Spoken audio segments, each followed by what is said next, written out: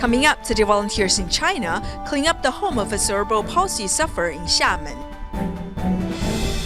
Rekindling their passion for bat and ball games, indigenous young men are inspired to give up their vices.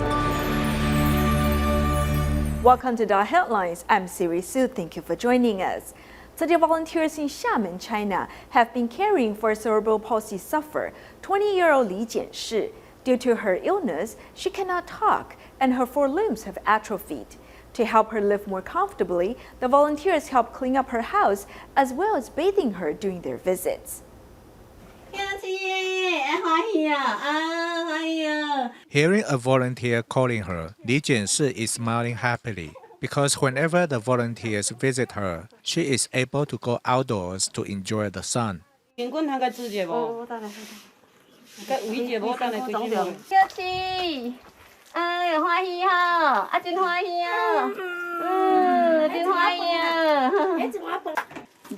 so sweet, as you came to bathe her, or she will become. Li Jianshi is 20 years old. She was born with serious cerebral palsy that she is unable to speak and her limbs are atrophied. Li's father has to work at 6 in the morning, so he always prepares 3 meals of the day before he leaves, and Jianshi can come down to eat them. My heart aches to see her like this, so I feel blessed to come here and bathe her. As the weather is nice, the volunteers take the chance to clean the house inside out.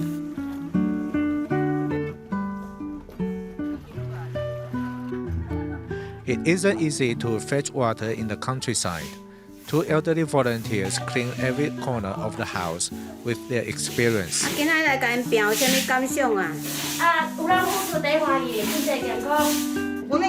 have healthy bodies, so we're happy to offer our help. Li Jianshi is not completely clean with the help from the volunteers. She then smiles happily like a child, while a volunteer feeds her lunch.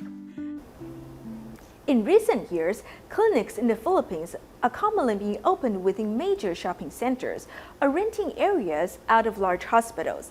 Now we'll take a look at how this situation in the Philippines came about. Large shopping centers like this one have become an integral part of the lives of many residents in the Philippines. Where there are people, there is money. Here, if you can establish a place to sell products or services, you can ensure an income.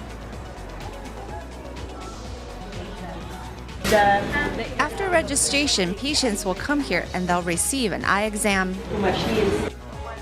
Jumping on this trend, for the past 10 years, medical clinics and companies offering medical services have begun to establish themselves in shopping centers like this one. And now is to have medical clinics in the mall.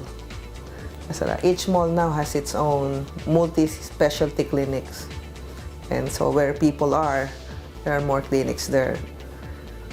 That's why there are fewer and fewer clinics now in an area in the community.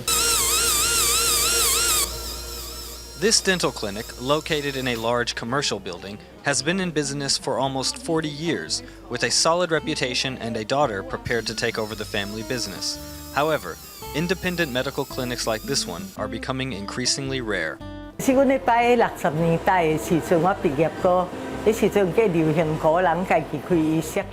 Before, back in the 60s, opening a medical clinic was quite a popular thing to do. Patients would be regulars and were used to the doctors. But it's quite different now. It's much more common to open clinics around hospitals.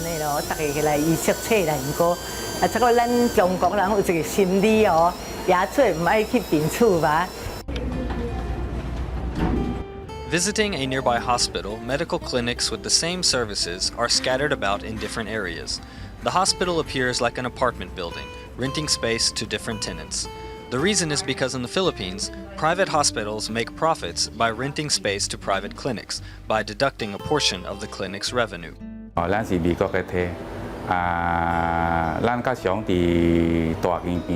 We have used the American systems where clinics are most very commonly established within hospitals. After physicians complete their medical training, they often like to practice at a hospital, since it can be difficult financially to open one's own office, due mainly to tax rates. PhilHealth di na di pinchu sai palala. With such high tax rates, doctors that open private clinics can't help but to increase their own fees. On average, the fees for a visit to an independent clinic start around $8, which is reasonable. However, that is a basic day's pay for the average worker in the Philippines. From an economic perspective, the average Filipino will choose the cheaper option over the service of a private clinic. Mas okay po ako dito sa hospital, ma'am, kasi meron po akong asthma. Mas inaano ko po yung seguridad ng baby ko. Siyempre, ako din po. Kasi yung doktor na pinagpapacheck up pa namin ngayon, doktor na namin matagal na. From sister-in-law ko, tsaka sa eldest sister ko. Yun, tsaka kaya dito na kami pupunta. Tigil nyo na. Huwag nyo na ibabalik, ha? Another aspect of this system in the Philippines is the pharmaceutical industry. After visiting the hospital, the next stop afterward is often a pharmacy to pick up a prescription.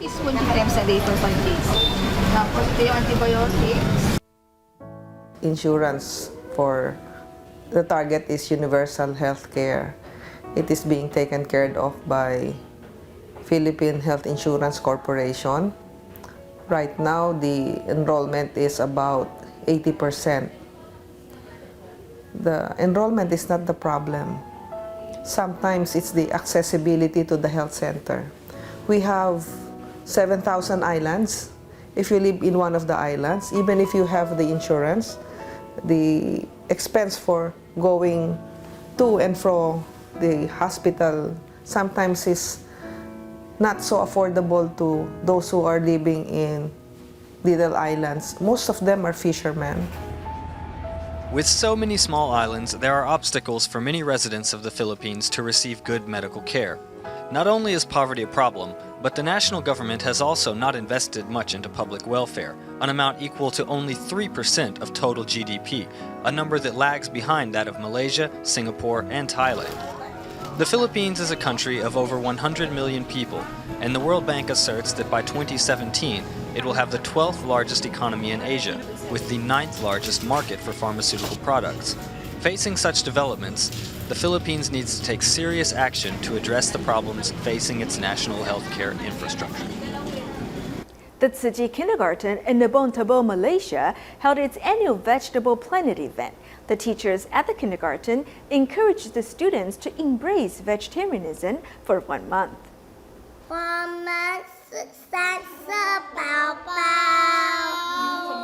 Children go through the immigration with their vegetable passport. Wearing their space helmets, they take the space shuttle and arrive at the vegetable planet.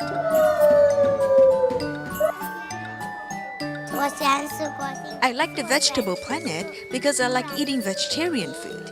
If I eat meat, the animals will be killed.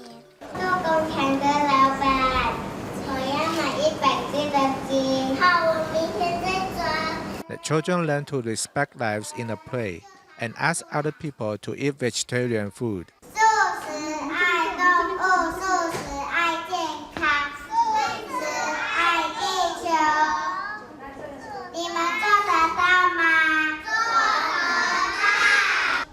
The teacher leads the young chefs to prepare healthy, space vegetarian food for all the children.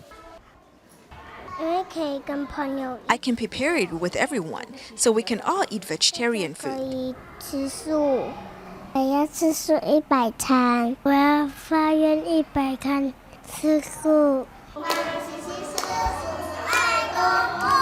The annual 1 month-long Vegetable Planet event can help many children fulfill their wishes to save the earth.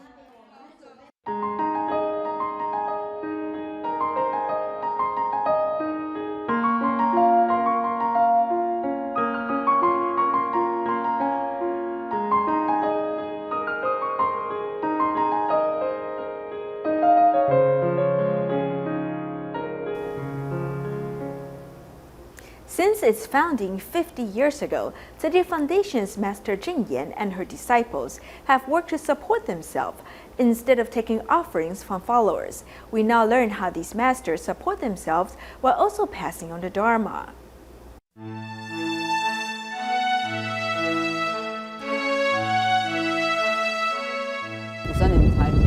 Back in 1964, Master Zheng Yan only had 4 followers. By 2013, they have taken on 30 different kinds of jobs. Between 1984 and 1986, we went through the most rapid change of chores. The money we made was used to sustain the abode's operation. None of Tzu Chi's money was ever used on any of the masters here. Before, Master Zheng Yan had more time to work with us. She would typically take on a whole morning's work with us. Carefully pouring hot wax into a plastic bottle. This is the 14th product made by the abode, candles. Initially, the masters used whatever equipment they could find to make the candles. But now the product has already transformed to dripless candles. Through silent devotion, these candles that illuminate are born. When you insert the wick of the candle, you must be calm so it can be set right at the center. I learned that no matter what we do, we must devote ourselves wholeheartedly. The candle wick is actually not braided cotton, but an incense stick 2-inch in length. Master Zheng Yan said we can use an incense stick instead. First is to honor the Buddha. Second, a stick is more rigid than a wick which also drips. If our heart is like a soft candle wick that is coiled and twisted, our life will encounter all sorts of troubles. But if it's straight and upright like a stick, our life will be smooth and trouble-free. This untended hill is full of shell gingers, and the Dharma Master is here to search for treasures. Master Zheng Yan was willing to take me in as her disciple. Her benevolence is higher than the mountains and deeper than the seas. When I heard that she was troubled by itchy scalp, I thought, why don't I try to make something for it, which gave birth to the soap factory we have today. Due to the Master's love for all, the natural soap was mass-produced and sold, which became the 24th product to be produced at the Jinsi abode. And as always, it carries the signature Tzu Chi spirit. All products made here at the abode are to sustain the existence of this cultivation ground.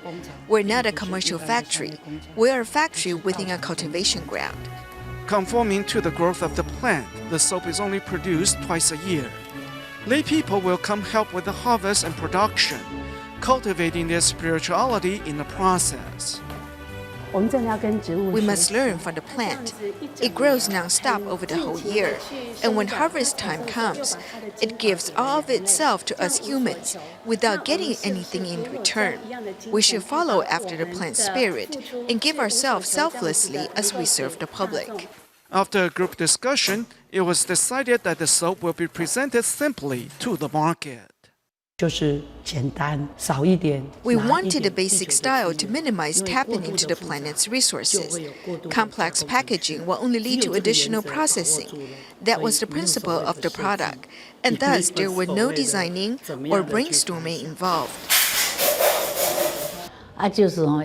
You must polish it until it glides smoothly over your hand. You must work slowly and carefully to do this right.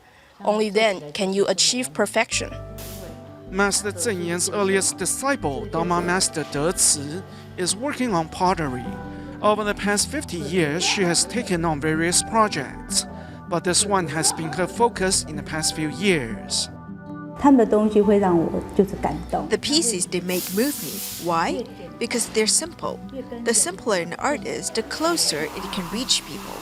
They easily become a part of our life, like breathing and interact with our spirit.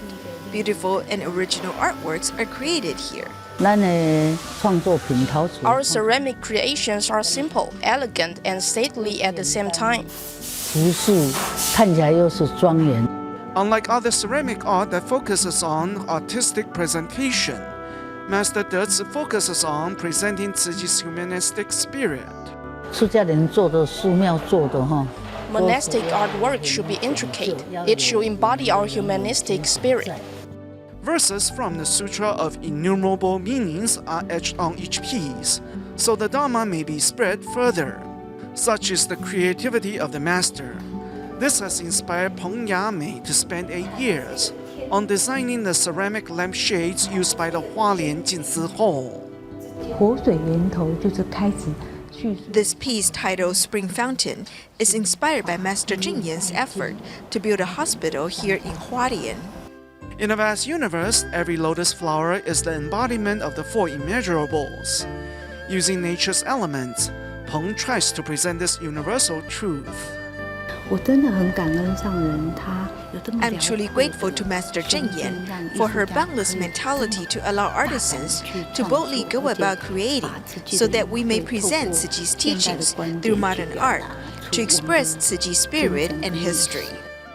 Passing on the Dharma lineage simply and subtly, such has been the spirit of all products made by the Jinzi abode in the past 50 years, and such principle will continue to be upheld for the years to come. Well, drinking is one of the indigenous people's favorite pastime. A group of indigenous young people in the Hongye village of Hualien's Wanrong Township have found a new hobby, softball. Their transformation has amazed the other residents in the village. In Hualien's Wanrong Township, a group of young people with the average age of 30 years old have formed the Bulu amateur softball team. God is prevalent among indigenous people, and it is called Bulu.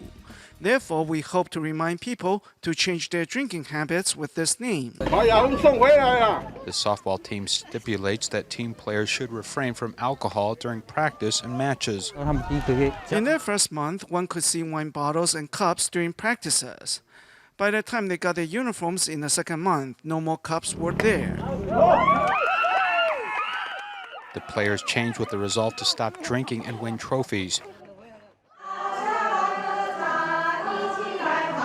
Their transformation is also the result of Tzu Chi's alcohol-free campaign that started in 2011. In fact, there are fewer alcoholics. Nevertheless, we need to promote the correct concept regarding drinking in a tribal community.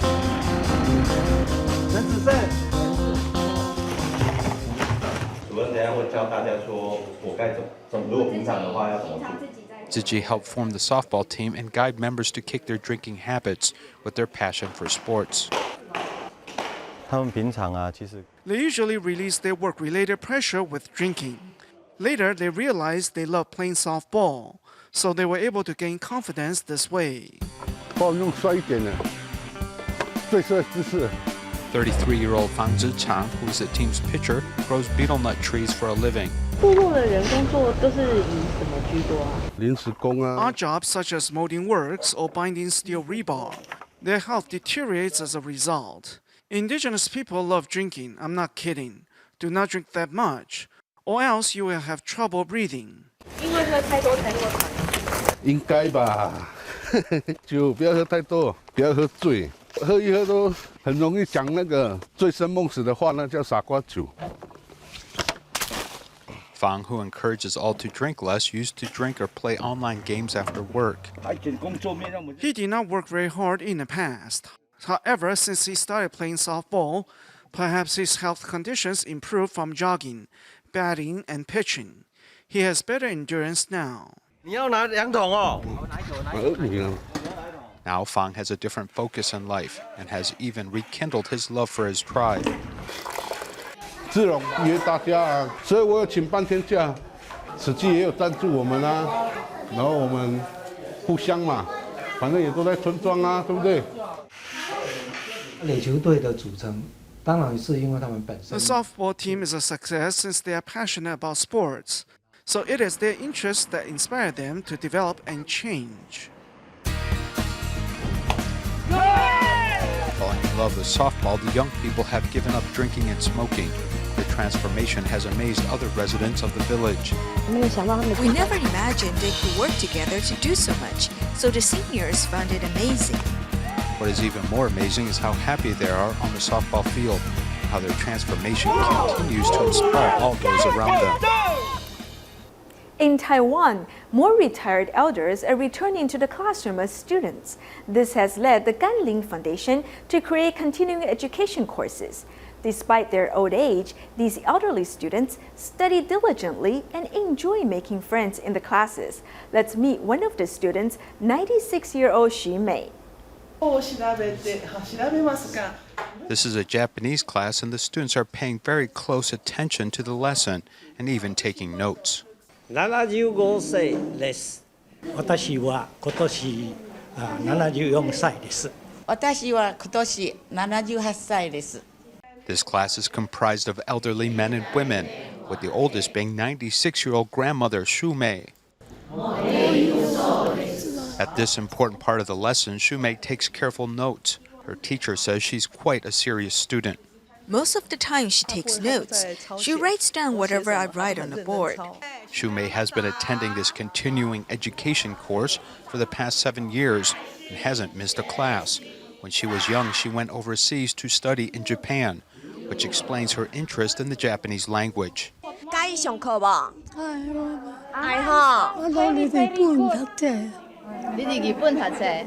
This continuing education program, sponsored by the Rekindling Foundation, is intended to help these elderly people enjoy a more fulfilling retirement. Gaining this new knowledge also allows us to make a lot of new friends and helps keep us young. Study may have been one of their dreams that they had to give up because of conditions at home. For this reason, they desire to return to their lives when they were a student. The example of these elderly people, especially Xiamen, should inspire us all to keep a passion for learning and life in our hearts. Next, we meet the oldest model student in Taichung this year. Hu Taili could not pursue education when she was little because her family was impoverished. Now a grandmother, at the age of 62, she can finally attend a subsidiary school of Holy Primary School. Cherishing her chance to study, Hu has become the oldest model student this year. 62-year-old Hu Taili could not go to school when she was little because her family was very poor. She regretted about being illiterate. My mom gave birth to many children, so we're poor, and I had to look after our cattle. After she became a grandmother, she now studies at the adult class at Holy Primary School 4 days a week. She always finishes the housework as quickly as possible so she can go to school to wait for her instructor. She's very diligent. She comes to school on time every day. Our adult class begins at 6:10 in the evening, but she's always the first to arrive, rain or shine. It has been her dream to go to school, so Hu Taili studies diligently. As she can read now, she uses a smartphone to communicate with her children. She also uses it to discuss lessons with her grandchildren. My grandson will ask me about my teacher, and I told him my teacher is a good teacher. Whenever I'm free, I will study. Among the over 6,000 model students in Taichung this year, Hu Taili is the oldest one. She is able to study again after over 60 years of illiteracy. Although she is now a grandmother, her spirit in pursuing studying has made her a role model for everyone. In Malaysia, there are currently 3 Tzu Chi recycling stations in addition to 50 recycling points in Muar district of Johor. To attract more people to join the rank of recycling volunteers, local volunteers recently held a gathering. We'll leave you with these images. Thank you for joining us. Goodbye.